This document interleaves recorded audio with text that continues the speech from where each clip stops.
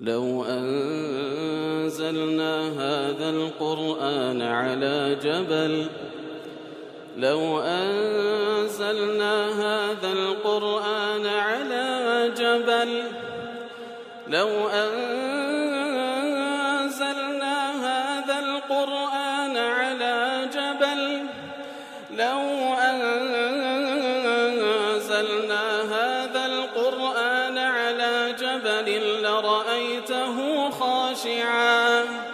لرأيته خاشعا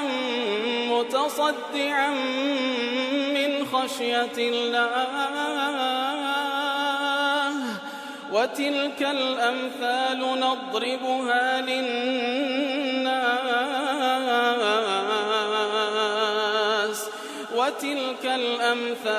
نضربها للناس لعلهم يتفكرون. الحمد لله والصلاة والسلام على رسول الله وعلى آله وصحبه ومن والاه. السلام عليكم ورحمة الله. برزان خوش حالم لواني 461 لواني كان تفسير القرآن في رزبين وخزمتان بمن بس رزامندي رب العالمين وهوادان بإيوي آزي السودي لور بقرن. أعوذ بالله من الشيطان الرجيم. بسم الله الرحمن الرحيم. فبعث الله غرابا يبحث في الأرض ليريه كيف يواري سوءة أخيه قال يا ويلتى أعجزت أن أكون مثل هذا الغراب فأواري سوءة أخي فأصبح من النادمين. مرخوة شويستان خواهي قول سبحانه وتعالى لدواء ويكوا باسي لدو كركي آدم كرد عليه الصلاة والسلام كاتكوا هر يقلوان قربانية بيشكش كرد برب العالمين إتر رب العالمين قرباني يقلواني قبول فرمو كوا هابيل بو لبرأوي أو قرباني كردبوي بإخلاصه ولا تاكترين مالكي خوي أنزامي دابو لمقابل دا لقابل قبول نكر كاتكوانيتكي باق نبوة وهروها شتيشي خراب لمالكي خوي بيشكش برب العالمين دكا لنتيجة دا كاتكوا إهابيل قبول دا بقابل قبول نابتا قابل هرشي كشتني هابيل دكاتن وكو حسودية لبرتس من قبول نابتا إيتو قبول دبي إيتر لدواي أو كوا هابيلش آموشقاري براكي دكاتن كوا كاري وانكا وكاتك وادقات أو نتيجة لابد منه يقلوان أو يتريان بكوجي ديار هابيل أو هالضبجيرتن كوا أويان با أو بكوجي بمظلومي وبستملك راوي بكوجي باشتر نبا نوق ببيتوانو دز دريش بكالبو براكي كوكو لوانا كان رابرد باس ما كر كديار لشريعتك وان وكو دفاع كردنيش أو دفاع لخوي نكردي يتلا نتيجة دا فعلا قابيل نفسكي أويلو درازين توكوا هابيل براي بكوجي ودشي كوجي فأصبح من الخاسرين. لدواي أويكوا كشتي ديارة لا شكي هر أوها فريدة داتن ببي أويكوا بتي بشاري تول برو شارنوي لا شش شارنوي إنساني كوا وفاة دكاتن كاتي كوا خواي قور سبحانه وتعالى مشاهدك لسورة عبس وتولى باز لا أو ريزاني دكا كبرانبر بإنساني دري بريادة فربيتن يقل أوي يقل شوازة كاين تكريم وريز لينان لإنسان أويا كوا خواي قور سبحانه وتعالى فرماني كردي كوا بنيجري دفن بكري بلام أو وكو إهانة كردنيق ناينيجي ليردا خواي قور دفن فبعث الله غرابا الله سبحانه وتعالى قال رشيق دنيري يبحث في الأرض لپیش ساوی قابیل کاتێک کەوا کوزانان دەفەرمونون دوو قەلەڕەشن یەکێکیان ئەوەی تریان دەکوژی ئیتر ئەوەی کەوا قاتیلەکەیە لە دوای ئەوەی تر دەکوژیتن چاڵێک لێ دەداتن ئەوەی تریان دەشاریتەوە لیوریەه کەیفە یواری سەوئەت ئەخی تاوەکو نیشانی بداتن بە چ شێوەیەک جەنازەی براکەی خۆی دەشاریتەوە قال یا وەیلەتە کاتێکەوە قابل أوشت دبيني قال يا ويلتا وويلا لبوخم أعجزت أن أكون مثل هذا الغراب فأواري سوءة أخي آية هندبي توانام أمن نمتواني وكو أو قل رشش بتوانم لا شيء براكي خوم بشارمو فأواري سوءة أخي فأصبح من النادمين لو حالتي بشيمانة لو كواني شاردي توا ئیتر ئەوە بە کورتی مانای ئاەتەکە زانیان بەو شێوەیە تەفاسیلی پێدەن فبعث ئەی ئەرسەلە خوای گەورە سوبحانەهو وتەعالە غڕابێکی نارد با بڵێن قەلەڕەشێکی نارد يبحث يحفر بمنقاره ورجله متعمقا في الأرض كواتا يبحث في الأرض بوي أو قەڵەڕەشە بە دەنووچی و هەروە بە پێیەکانی چاڵێکی قوڵی لێدا لە سەویدا تاوەکو قەلەڕەشەکەی تر بشارتەوە. قوتەیبی دەڵێ هذا من الاختصار خوای گەورە سوبحانەهو وتەعالە زۆر بە کورتی باسی کردێ کە فعلا قورئانی پیرۆز یەک لە بەلاغەتەکانی بەو شێوەیەکەوە بە کەمترین کەلیمە تعبیر لە زیاترین معنا دەکا. دەڵێ معنای ئەو بەشەئاتەش ئەوەیە بعث غرابا يبحث التراب على غراب ميت کەواتە خوای گەورە سوبحانەهو وتەعالە ئەو قەلەڕەشەی نارد تاوەکو خۆڵ بەسەر قەلەڕەشێکی دیکە بکە کەوا مردیە. وكذا رواه السدي عن الصحابة أنه تعالى بعث غرابين اقتتلا كاتو السدي كاتك ولا صحابة خوان لراز بدجيريتو بوي كوا خواي قول دو قەلەڕەشی نارد لە پێشساوی قابیل شەڕیان کرد یەکێکیان ئەوەی تریانی کوشت پاشان قاتیلەکە لە بۆ ئەوەی تریان چاڵێکی هەڵکەند و ئەوجا شاردیەوە. ليريه كيف يواري سوءة أخيه كواتا ليريه الضمير المستكن إما لله تعالى أو للغراب كواتا ما بستكلير دا خواي قور سبحانه وتعالى كأو قەلەڕەشەی ناردیە تاوەکو نیشانی قابیل بدا بە چ شێوەیەک لاشەی براکەی بشاریتەوە کەواتە ئەو ضەمیرە مستەکن ئیمان لە بۆ رەب العالەمین دەگەڕێتەوە یان لە بۆ قەلەڕەشەکەی دەگەڕێتەوە کەوا قەلەڕەشەکە تاوەکو نیشانی قابیل بدا بە چ شێوەیەک براکەی خۆی بشاریتەوە ئەگەر لە بۆ قەلەڕەشەکەش بگەڕێت و هەر بە فەرمانی رەب العالەمینە الله سبحانه وتعالى ئەو قەلەڕەشەی ناردی تاوەکو نیشانی قابیل بداتن. كيف يواري أي يستر في التراب بە چ شێوەیەک لاشەی براکەی دەفن دەکانە ناو تڕاب و دەیشاریتەوە. سەوئەتە ئەخی سەوئە واتە جەسەدەه المەیت واتە لاشەی براکەی کەوا مردیە. لەبەرچی لاشەی مردی یاخود جەنازە پێ گوترێ سەوئە وسمي سوءة لأنه مما يسوء ناظره لێ پێشی گوترا سەوئە کە بابڵێن لاشەی مردی پێ گوترا سەوئە لەبەرەوەی یەسوء ناظیرەوە ئەوەی تەماشای بکە پێی ناخۆشە لاشەیەکی مردی کاتێکەوە تەماشا دەکەی هەموو ئینسانێکی فیترە خاوێن لە دڵی قورس و ناخۆشە. قال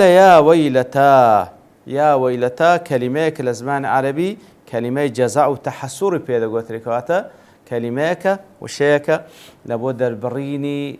با بڵێن بێزاری و هەروە حەسرەت کێشان بەکاردێ شتێک کەسێک شتێکی لە دەست چووبی ئەوش دەڵێ یا وەیلەتا واوەیلا لە بۆ من ئەلیفەکەش تێیدا یا وەیلەتا بەدەل من یاء المتكلم ئەلیفەکە تێیدا بەدەلە لە زیاتی یای متكلم والويلة الهلكة کەواتە بە هیلاک بچم ئەمن وا وەیلا لە بۆ خۆم ئەی لەناو بچم. ئەعەجەزت واتە ئەوەندە بێتوانام ئەن ئەکوونە مثل هذا الغراب هەندە بێتوانام وەکو ئەو قەلەڕەشەش نیمە کەوا بەتەئکید وەکو زانایان دەفەن هو ئەخەس الحەیەوانات لە هەموو حەیوانەکان زیاتر وەکو سمعە و وەکو قەدر و قیمەت بێ قیمەتترە. والاستفهام للتعجب من عدم اهتداء إلى ما اهتدى إليه الغراب كواتا أعجزت أن أكون مثل هذا الغراب بصيغي استفهام دجيريتو لبر أويا كوا يعني أمن هندا نفامم لو غرابة ولو قەلەڕەشەش نفام ترم كوار بابن فكرم لو ينتو بسم لا شيء براكم بشارمو فأواري سوءة أخي أي أغطي سوءة أخي فأصبح من النادمين كواتا لدوائي كوا أو ديماني ديد أو ذا بشيمان بو لسرسي بشيمان بو على حيرته في مواراته حيث لم يدفنه حين قتله كواتا بشيمان بو لوي كوا لپاش أو ككشتبوي لبرتي نيشارد بوا كواتا بشيمان بو نقل سر كشتنكي بشيمان بو لوي كوا لدوائي كشتني لو نيشارد بوا لو عند محير وجيش بو كوا نيشاردي توا أزو كل التنوير ذلك ولم يكن نادما على قتله بهش شويك بشمان نبو لكشتنكي وقال أبو الليث عن ابن عباس لو كانت ندامته على قتل لكان ندامة توبة منه كواتا أجر پشیمانیەکەی لەسەر ئەوەی باکەوە پەشیمانە لە کوشتنەکەی ئەوە لەو حاڵتەی پەشیمانیەکەی بە معنای تەوبە دێ بەڵام پەشیمان نەبوو لە کوشتنەکەی پەشیمان بوو لەوەی کەوا لە دوای کوشتنی لۆ نەیشاردبووە وەکو ئەو قەلەڕەشەی وەکو زانان دەفەرمون لە تەفسیری قاسمی بە تایبەتی چەند خاڵێکی ئاماژە پێکردێ لە دوای تەفسیری ئاەتەکەی دەفەرمی ظاهر الآية أنه ما كان يعلم كيف يدفن المقتول كواتا ظاهر آياتكواني شان دا كوا أصلا نيد زاني كسي مردي دبي بشار دريتوا وأنه تعلم ذلك من الغراب بلكو دواتري لو قال رشي فيربو ولا مانع من ذلك مانعشنا لوي مثله مما يجوز خفاؤه ذكري أو اشتج الشارع بالنسبة لا سيما والعالم في أول طور النشأة لبروي أوان لسرتاي جيان دانا لبيش أوان كسك نجيا وانا أول قتيل فيكون أول ميت كواتي كم كسبوا كدمري لبيش ساوي كسي تر يترني زانية بتشيويك دبي بشار دريتو إمام رازي احتمال ديكات بعض كذا احتمال أن يكون عالما بكيفية دفنه نخير احتمالك عالمة بوي ديزاني بتشيويك كمردي دبي دفن بكري فإنه يبعد في الإنسان أن لا يهتدي إلى هذا القدر من العمل دورك وإنسان عاقل أو عند عقلي نبي كسي كمرد بيستا بشار دريتو إلا أنه لما قتله تركه بالعراء استخفافا به ديزاني كسي مردي دبي بشار دريتو بلام أو لوني شار دوا استخفافا به بلكو وكو سوكات بيكردنك ويستين الشارتو ولما رأى الغراب يدفن الغراب الآخر باشو كديتي قلرشك أو قلرشي تركوا مردية دي شاريتو رق قلبه ليرد الضلي نرمبو ولم يرضى أن يكون أقل شفقة منه ليرد الضلي نرمبو ويرغازي نبوك أو لا قلرشك بروحهم تربيتا فواراه تحت الأرض يترشاردي والله أعلم لخالش كذا باز في الآيات دلاء على أن الندم أو آتبر غير سرويك وأجر بشيماني إذا لم يكن لقبح المعصية أجر بشيماني لبر أو نبك ومعصيتكي قبيح ناشرين لم يكن توبة كواتا بشيمان بو بلان بشمان نبو لبر أو كوا معصيتكي كردي كوا براكي كشتيا بشمان بو بس تنهار بو نيشار دي توا لو ليردا أو بشمان بو نيوبة توبة حساب ناكري إمام رازدي ندم على قساوة قلبه پشیمان بووە لەسەر کەوا هەندە دڕەقە وكونه دون الغراب في الرحمة پشیمان بووە لەوەی کەوا هەندە دڵی ڕەقە أصلا قەلەڕەشێک لەوی بەڕەحمترە لەوەی پشیمان بوو فكان دم لذلك لا لأجل الخوف من الله تعالى کەواتە لەبەرەوەی پشیمان بووە کەوا لەبۆی بەدیار کرد لە قەلەڕەشێکیش بێڕەحمترە نەک لەبەر ئەوەی کەوا لە ترسی خوا سبحانه وتعالى کەوا جريمة كردية لو فلا جرم أنه لم ينفعه ذلك الندم لو ما دام پشمان بونا وكي لترسي رب العالمين نية كوا جريمة أنزام دا كخوا سبحانه وتعالى حرامي كردية لبر أوي نبو پشمان بونا وكي تنها لبر أوي كوا لقل رشك بروحهم ترى يتر لو حالتي پشمان بونا وكي بتوبة حساب ناكر أو پشمان بونا ودادي نادا سيم الآية أصل في دفن الميت أو آتش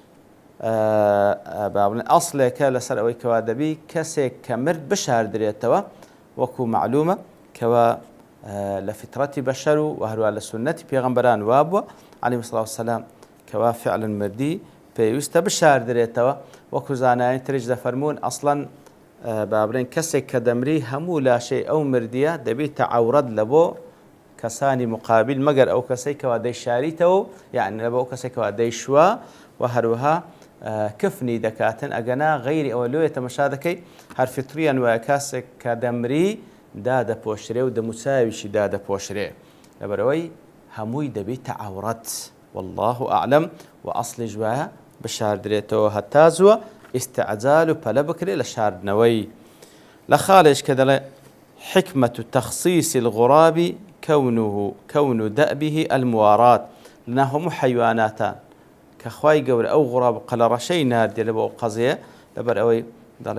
عادتي قەلەڕەش ئەوەیە کەوا شت دەشاریتەوە. قال أبو مسلم عادة الغراب دفن الأشياء كواتا عادتي قەلەڕەش ئەوەیە کەوا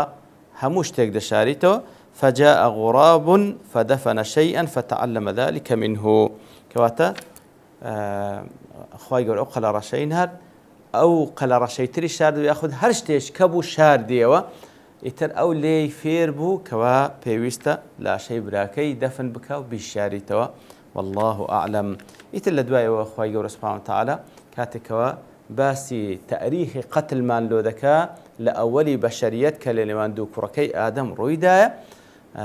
سەڵات سەلامی خی گەور لە ئادەم لە هەموو پێغەمبەرانی خوابی. ئیتر لە دوایەوە ئەوجا خی گەور حکمێک دەردەکا و تەعمیم دەکا لەسەر هەموو بەشەریەت جەزا و سزای ئەو کەسەی کاتێکەوە کەسێک دەکوژی بە ناحەق چییە لە ئاەتی دواتر باسی دەکا. وصلى الله وسلم على نبينا محمد وعلى آله وصحبه أجمعين وآخر دعوانا أن الحمد لله رب العالمين. لو أنزلنا هذا القرآن على جبل لرأيته خاشعا متصدعا من خشية الله وتلك الأمثال